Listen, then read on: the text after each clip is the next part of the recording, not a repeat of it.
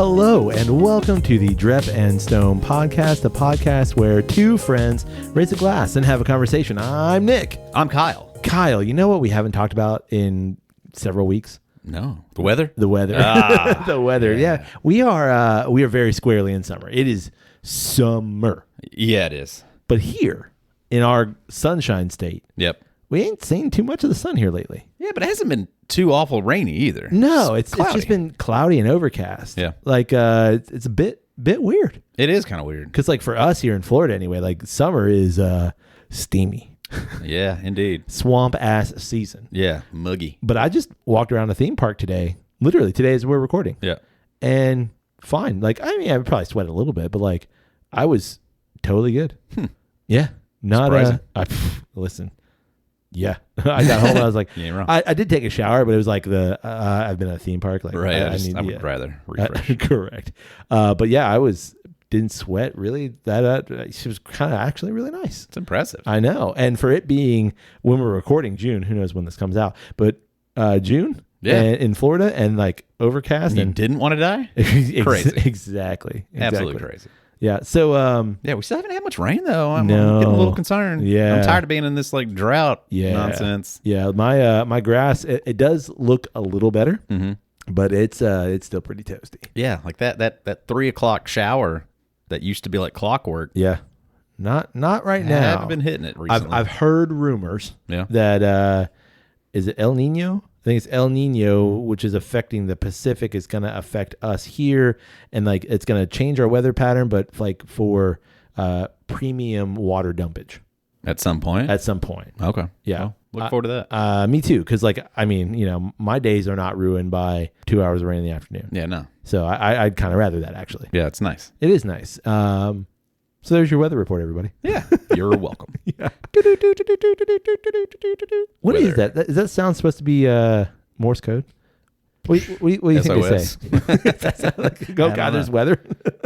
No clue. Yeah. It probably is. It's gotta be Morse code. At least a reference to that. Yeah, it's probably like, you know, honey, I'm coming home for dinner at 5 p.m. See you later. Have the pot roast ready. And here's the weather. Hey, Anywho. You want to drink something? Yeah. Cool. In the spirit of, see what I did there? Spirit. Yeah. Of what we've been doing lately, I figured we should have us a little cocktail. Okay. Yeah. So you and I are taking a trip here. Actually, we might be on the trip. I don't know. I don't know how these things work. Time. Yeah.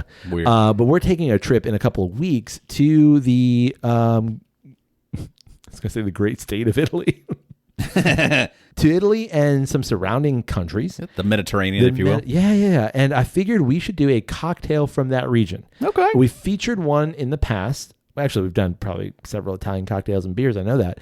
So I figured we'd have us a little Italian cocktail. Okay, what you got? I know that you are not the biggest fan of Campari and Aperol and things like that. Yeah, sure. Even though like you do like some bitter stuff, but those are another level. But there is something in that same general cocktail category. Yep. Kind of similar. And I've never had one, and I would love to try it. And that is the Hugo. Don't really know how it's pronounced. Hugo.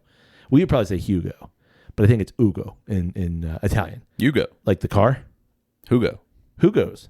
Hugos? I goes. We goes together. Hugo. Hugo. Hughgo. Hughgo. Hot to go. It's called a Hugo Spritz. And in this, it's a light and airy or light and refreshing cocktail, which I figured would be perfect for a summer day. Yep. This consists of some elderflower liqueur. We're going to use Saint Germain. Yep. Consists of some Prosecco. Okay. And some lime and some club soda. Wow. I know. Cool. You want to go make one? Okay. Let's do it. Oh, and mint. I forgot the mint. Oh, yeah. Yeah. All right, let's go make one. Heavily mint. Heavy mint. Yep. All right, Kyle, we're back. Yep, we're back with our mints. We have the Hugo Spritz. So this was invented in, I think, northern Italy. Okay. And it's a response, actually, to the Aperol Spritz. Okay. Because Aperol, Campari, and other Amaros like that, they're punchy, man. Like a Negroni is a very punchy drink when you're using Campari. And so the Hugo Spritz is a riff on that, but like something lighter. The idea was like, let's make a summer cocktail that's just lighter, it's easier going, lower ABV, sweeter, and it's a response to it. I think just in my super cursory Google research, it was invented in the early 2000s, so it's not been around very long. Wow. Yeah. Usually it's served in like a big goblet wine glass like you would for an Aperol Spritz, but I don't have one of those. So we've got beer glasses. They're pretty close. I'm going to say pretty. It's got, it kind of looks like a mojito. It does. On the nose. Limey mint. It smells like a mojito. You like a mojito? Very brief. Yeah. Like mojito experiences. Oh, okay.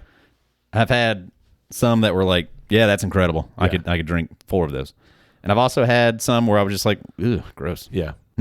So I don't know what we're getting into because I've never had this. This is a fresh pour. A fresh pour. Yeah. Never had it. All right, here we go. Yeah. Not bad at all. Not bad at all. Refreshing. Actually, super refreshing. Yeah. That's kind of delightful. I'm gonna have another sip. Oh yeah, that's great. I think that's like a grown up Sprite. It's a matured Sprite. I literally was thinking the same thing. I mean, listen to all my ice. Why am I blinking? What is Saint Germain? Elderflower. Elderflower. Yeah, elderflower liqueur. What is elderflower? It's just a flower. It's a little bit older. It's got some age on it. It's Not a a little bit youthful wiser. flower. No, right. Yeah. Elder. No, it's just a type of flower. I don't know exactly what it tastes like. It tastes like elderflower. It's just sweet. Potpourri, floral. Yeah, that's just what it tastes like. Yeah, it's not too sweet. It's got some sweetness there. It's light. It is refreshing. It's vegetal. It's botanical. Vegetal. It definitely has like a meal. There's a meal in this glass. It's chewy. It's like how your mouth feels after you just finish weed eating. You get that? You got bits. Yeah. Yeah, I don't mind this at all, especially like, if I think of hot summer day, I don't, do I want a beer? Do I want like a cocktail? Maybe something in between, something that's light, something that's refreshing. Yeah. I'd choose this. Choose it over what? Water? No, like I don't want. Like, would you ever choose this? I'll try one when we go to Italy. Mm-hmm. I am going to order one. Yeah. Because I'm assuming that I just threw this together. Right. And it's probably not as good in my mixology lab as it is in the mixology labs of the. You're saying your first attempt at ever making the cocktail, it may not be the best version of it if you were to actually get it somewhere in Italy. I am indeed saying that. Yeah. I mean, I know it's a shocker. That's a stretch. I know because I know you know how good I am at all of this. Yeah, for sure. So no, I would try it. Like, would I try it over something else? I watched you in there making this drink with your bare hands, crushing up that mint, handling that mint, blessing you with the mint. Yeah, I know. There's a certain level of finesse. I don't think I have an answer for that because I don't know what I would choose it over, but I would that's like my thing. Yeah, it would be. What would I rather? Perhaps it'd be on a menu. Sure, but on that menu, you're going to have plenty of other options. And would I ever gravitate and say, you know what? Let me get the Hugo Spritz. Yeah. I'm not a spritzy kind of guy. Sure. I think, So I don't think that's ever going to be my immediate go-to. So I had a few Aperol Spritz, which I love Aperol, and I really liked that. Mm-hmm. And it's basically the same thing, but with Aperol instead of Saint Germain. Right. So yeah, I think I would. I mean, I'm probably gonna get some looks, but look at me. You have this over an Aperol? I think I actually would. Yeah. Even though I love an Aperol Spritz, I think this is going to be definitely lighter, and this is more refreshing because Aperol can be punchy. I mean, I love like a bourbon with a dollop of Aperol. Mm-hmm. Just because it just the citrusy of the Aperol. It's a lovely blend, and it's a natural. It almost makes just like a natural old fashioned. Yeah, that way. Yeah. But yeah, I've just never really been spritzy. I guess okay. So I would think if I were out in Lake Como, sure, would I reach for a spritz? I feel like I would have to be presented it. Of this is the experience, and this is what you should have right now. Okay, so I'm thinking of this because I feel like I would prefer a Moretti over this. Ooh, so my current relationship with beer is that beer is very heavy, and I don't know if it's my stomach right now. Beer makes me feel blah. And so I love Moretti.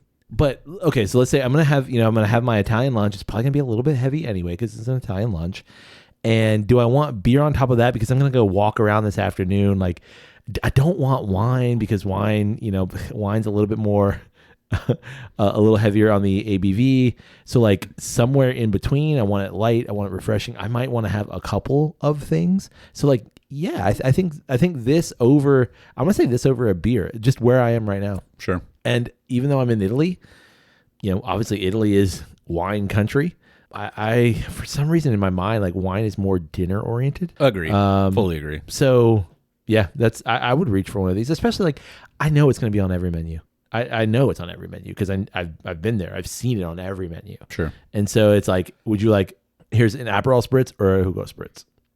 I'm probably going to go that. Yeah. Interesting. Yeah, I'm with you. I would try it for sure. Yeah. To see if their version of it, just how the presentation works. Yeah, it's not going to be better than this because like what's going to be better than my version? Yeah, I mean, so it'll be disappointing. Right. And so then am I going to regret just not getting them Moretti? But here's the good news. You can still order them Moretti because it's Italy. And it's not true.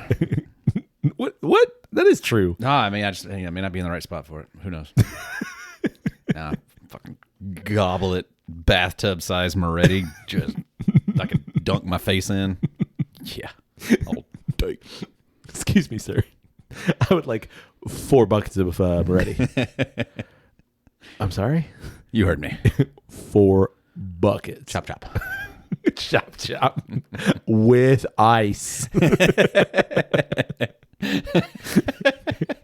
The dressing.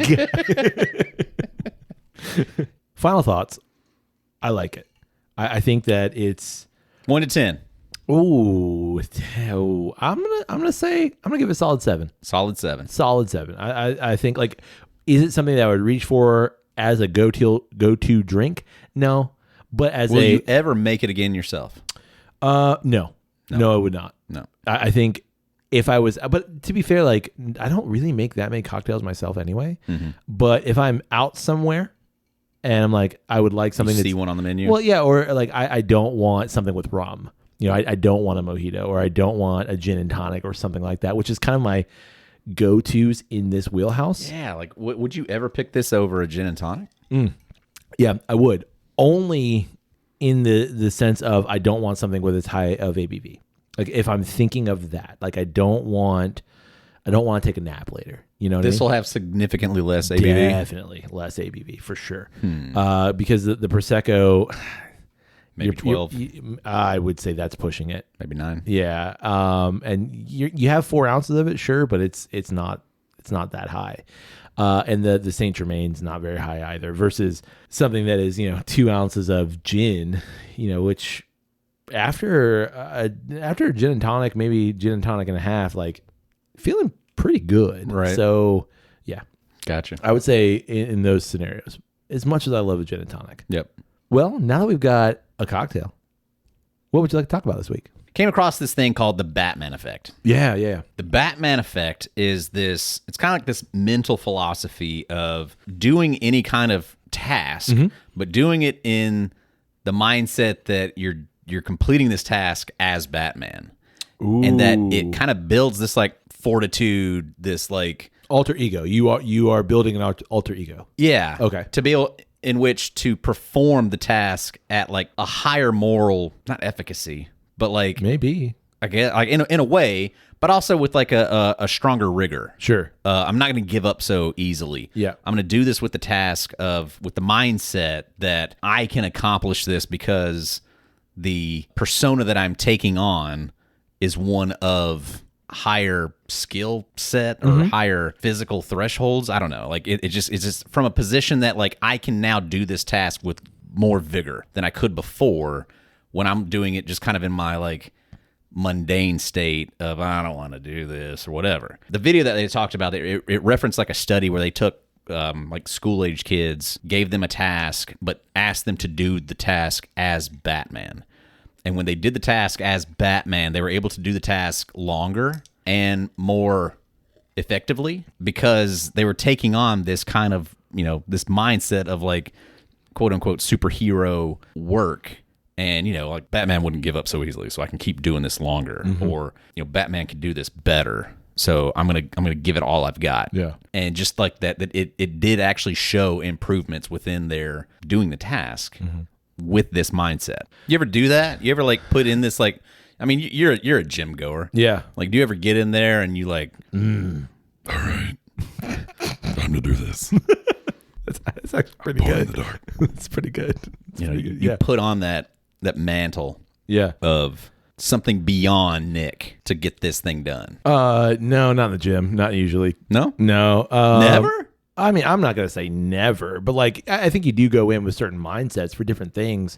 An example, a specifically gym example, would be like every year we do this workout called the Murph, which a lot of people do. Right. It's a mile run, 100 pull-ups, 200 push-ups, 300 squats, and a mile run. Right. And every year I do this, it's always like, and you've said it before. I know we've talked about it on the pod. Like, this is impossible, and it's not. It's difficult. It's a very difficult workout, and it's possible, but you kind of got like, you kind of go in with like okay, this is what we're doing today, and we can't think about anything else. Like, this is how we're attacking this. Right. And there are years where I go into it like, this is going to be fine. You're going to get through it. And there are years where like, no, we're going to get through it. And then there's some years like, we might not get through this. Right. And the latter tends to be the worst years. And the best tend to be like all right, we got this kind of years. So yes, in that way, but I don't think about it as in like, I'm changing who I am necessarily.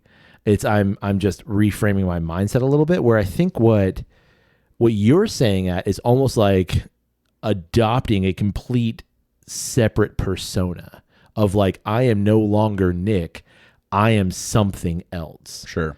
And I see this in, to some degree, like my professional life of like, I am no longer Nick, I am Mr. Johnston. I am something separate from that. And like, these two things are the same person, but it's I don't know, it's like a totally different, it's not how I kind of function in my daily life. And so it is an alter ego of sorts. Right. And even to some degree of like, Nick would not do this, but that alter ego does this kind of thing. And I think that's kind of like where I see it, of like, that alter ego is not better, it's not necessarily worse, but is able to complete a task, and like the non-Batman would like look at that alter ego and go like, whoa, like how can we accomplish that? Well, it's because we can kind of like bifurcate in some ways our personality and step outside of who we really are in order to get this thing done. Right.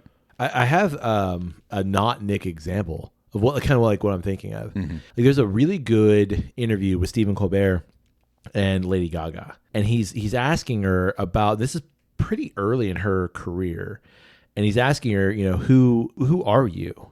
And she's like super guarded, like she doesn't want to. She's not really coming out with it. She doesn't really want to like give him. She's just guarded, right? And he says, so like, when you think about you, are you Lady Gaga or are you Stephanie? And she's like, well, when I'm by myself and around my family, I'm Stephanie. And I can't remember her last name. It's like Germanata or something. But like, I'm Stephanie. But Lady Gaga is also me, but it's this other part of me. Right. And I see that in a lot of artists. And I see that in a lot of creative people where like, not even to the point of like, it's like Jim Carrey. Yeah. Like how he can lose himself and almost forget who Jim Carrey is. Correct.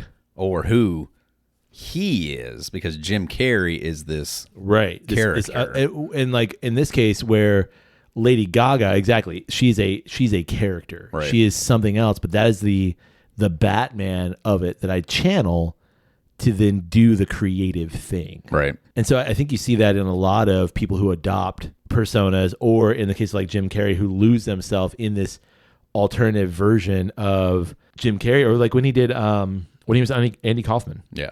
And got into like a lot of trouble. Right. And when I say trouble, I don't mean like legal trouble, but close. Personal trouble. Yeah, like people were like really offended. Oh, and yeah. Like, you took that too far. You hear a lot of like Jared Leto doing stuff like that when he was the Joker. Yeah. Philip Seymour Hoffman like diving really far into characters. I know there's a lot of like other method actors that do that. And like I remember hearing like Jim Carrey specifically talk about how like, he couldn't find his way back to himself. Yeah. Because he had gone through so many, like, I'm like my alter ego is Jim Carrey, and then from there I'm going to take on the persona of Andy Kaufman. and then from there could not find his way back to himself. To legit Jim Carrey. Yeah. Not persona Jim Carrey. Yeah. And that was bizarre. Or like, I totally understand like the idea of it. Or you see this with like Robin Williams. Like when Robin Williams was doing like legitimate interviews, not as Robin Williams as the character, right, but as Robin Williams, he's still there, but there's also like, there's a part of you, it's like, say something funny, man.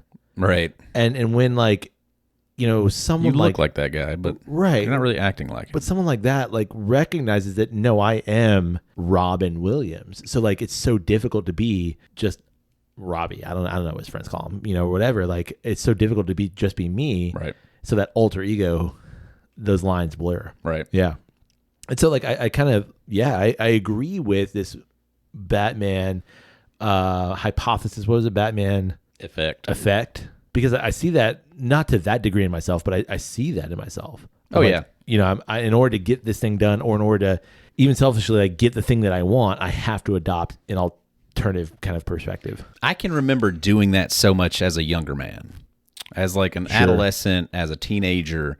Like, I can remember playing high school baseball and like envisioning myself as Chipper Jones. Sure. Like, you know, like what would Chipper, you know, how would Chipper approach this at bat kind of a thing? Or, you know, even younger of like, you visualize yourself as any given superhero, Spider-Man, Wolverine, kind of a thing. Yeah.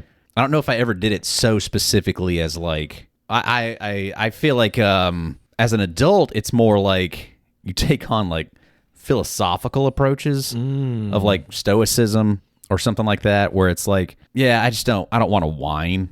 Yeah. I don't want to complain about things, and I want to be able to just, be able to like buckle down and like get through anything kind of a thing. But it's not so much as like, but I'm going to do it as Batman. Yeah, but you're still kind of doing the same thing, but you just don't have that absolute alter ego identity to go through it. It is just more of like you're reaching for a better existence, kind of. Do you think that there's a home Kyle and a serving Kyle?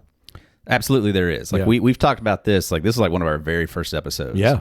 Of the different hats that we wear. For sure. And like, I'm a different version of myself with my kids than I am when we're doing the podcast. Right. Than I am at work. Than I am around my mom. Like there are very, those are subtle. Like deep throwback, by the way. Like, one of the first. Yeah, way back. Yeah. But they're all still versions of the same entity. Yeah. But they're not like, what this is saying is like having a specific identifiable alter ego that is separate from yourself. I think that becomes, or that's like the first step though. And I think like in some ways what we're talking about on the other side of that is you can now transition in and out of that character so easily that you don't have to think about that anymore.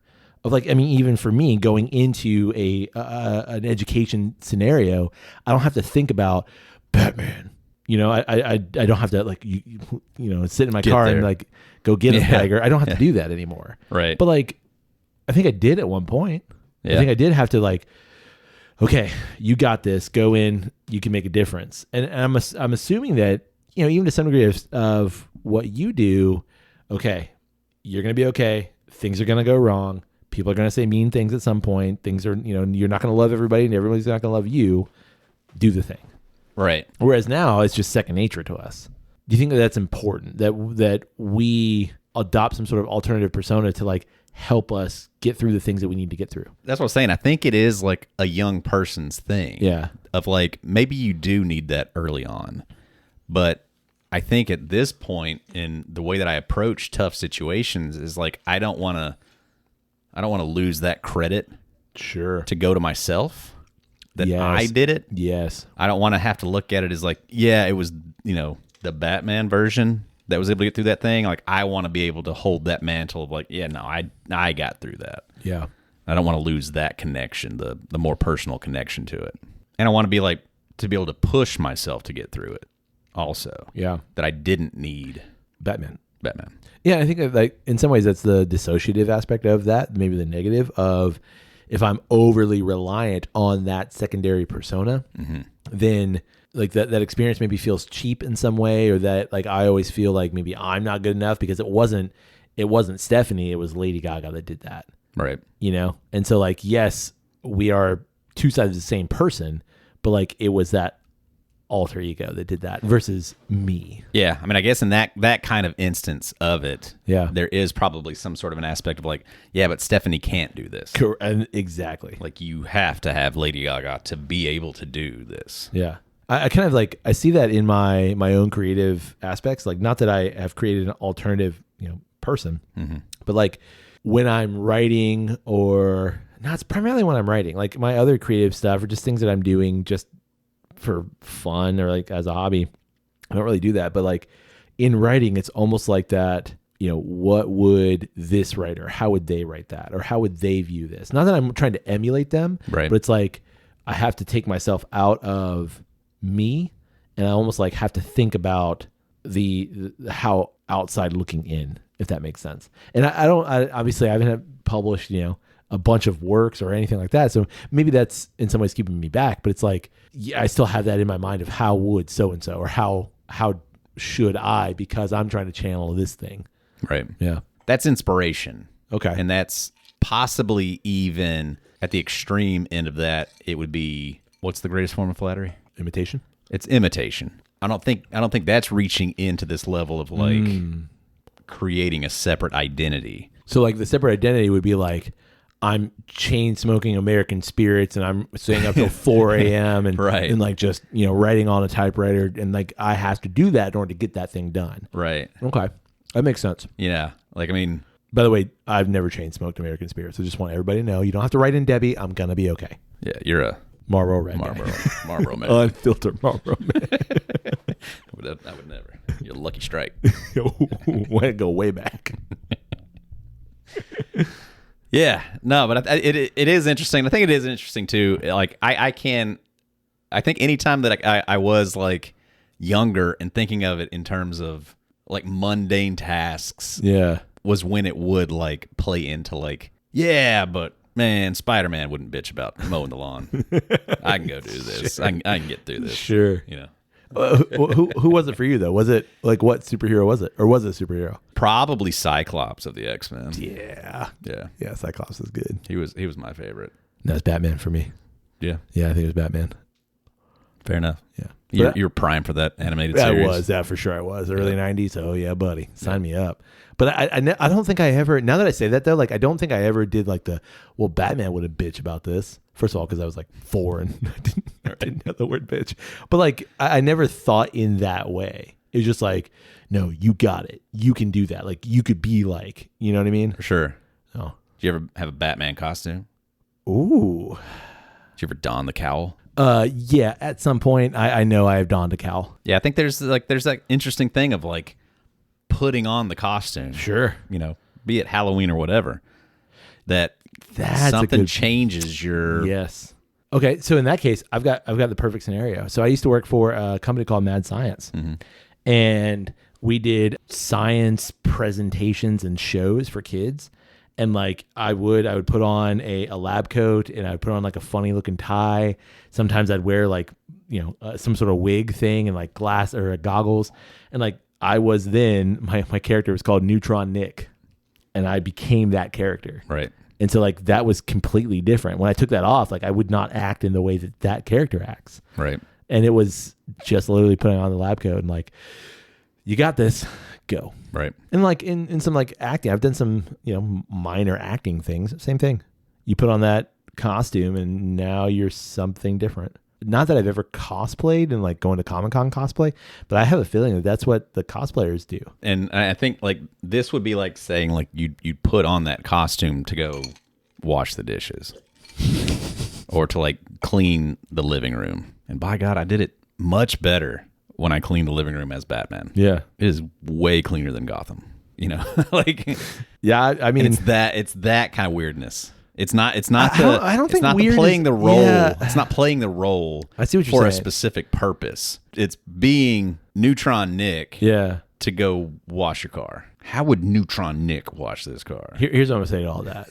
First of all, very well, but I'm just gonna like blanket statement like, man, if that helps you get through the day, Cool.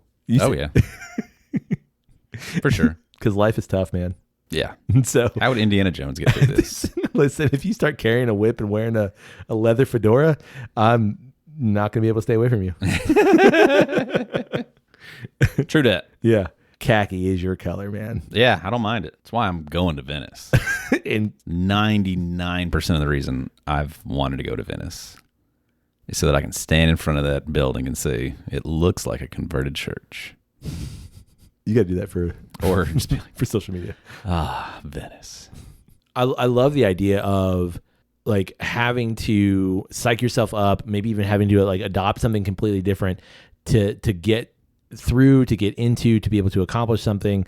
Because I also think in some ways like that demonstrates the resiliency of us. Mm-hmm. And like eventually you will be able to clean your living room not dressed as Batman. It to throw back to like my favorite thing ever, Ted Lasso. Sure. It reminds me of the Rebecca make myself a big monster. Yeah. And then the persona that Nate takes on in like season 3, like I think it's that same kind of thing. And I think honestly in those two examples, like here's a successful, healthy way that it has aided Rebecca. Yeah. And here's a really unfortunate way that it kind of hurt Nate. Yeah. No. And kind of like shielded him from things that he actually should have been letting in. Yeah. But interesting either way. I agree. Interesting thought experiment. I agree. Great conversation, Nick. Thanks, Kyle. Final thoughts on your Hugo Spritz. It is now done. Yeah. I've eaten most of the mint. That's the Hugo shits. Just the shitty bits left over. Sure. I honestly enjoyed it. I think what I wish I would have done, complete disclosure. Yeah. I wish I would have muddled the lime and mint together, like actually muddled it, like because I did a little crushy crush. Right. I think that would have made it better. And I feel like it needs just a hint of a whiff of a splash more lime. Whiskey. Oh, lime.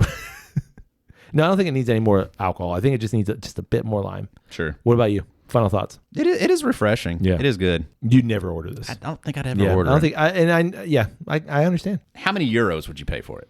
Ooh, I don't know what the going rate of any drink in Italy is, but how many dollars would you pay for it? 7? I don't think you're going to get many of them at that price. Not where we live and not where we're going. You're not wrong. I'm going to get half of a Hugo Spritz. Yeah. Hugo Spritz. Excuse me, sir. This is a thimble. You're going to taste it like we did that coffee that day. I got it. Yeah, because there's not a whole lot in it. Yeah, this would be one of those things like I'd be afraid I'd order it and it's a $20 cocktail. Sure. And it's going to be a huge ice cube in there. No. And so there's actually only like 2 sips of liquid around the ice cube. I do know like when this is served, it's usually in like a big goblet wine glass, like bowl. Oh, sure. Kind of thing. Yeah. So it's you got several sips in there. Correct. At least 3. Right. Yeah. Well, that's more than 2. That's true. That's all you need. Yeah. Well, we'd love to know, what do you think about the Batman effect? Who is your superhero alter ego that you look to give you the inspiration to get through the mundane? Mine right now is actually Lady Gaga. Mine's One Punch Man. We'd also love to know, what do you think about the Hugo Spritz? Or what's your favorite Spritz? Ooh, yeah. On that note, you can get in touch with us through email. It's drepandstone@gmail.com. You can also get in touch with us through social media. It's always one word, Drep and Stone, DREP and Stone. Find it, like it, share a thing, comment on a thing. We appreciate your thing. And we'd also love it if you support the podcast. You can do so through our Patreon page. It's patreon.com/drepandstone. You can also support the podcast by rating Drep and Stone wherever it is you get great podcasts like this one. And finally, Kyle. What's that? You can tell someone about Drep and Stone in your Batman voice. Oh. Go ahead. Hey, buddy. Yes, sir? Do you like podcasts? How long have you been smoking? Never. Oh, you should get that looked at. I'm Batman. Oh, well, Batman. Yes, I do love podcasts. Have you ever heard of Drep and Stone? No. What should I go listen to? They're great. Great content. Good guys. Go give it a shot. Thanks, Batman. On that note. May your glass ever flow. And your ass never show. Hey, cheers, buddy. Cheers. My throat hurts now. Ugh.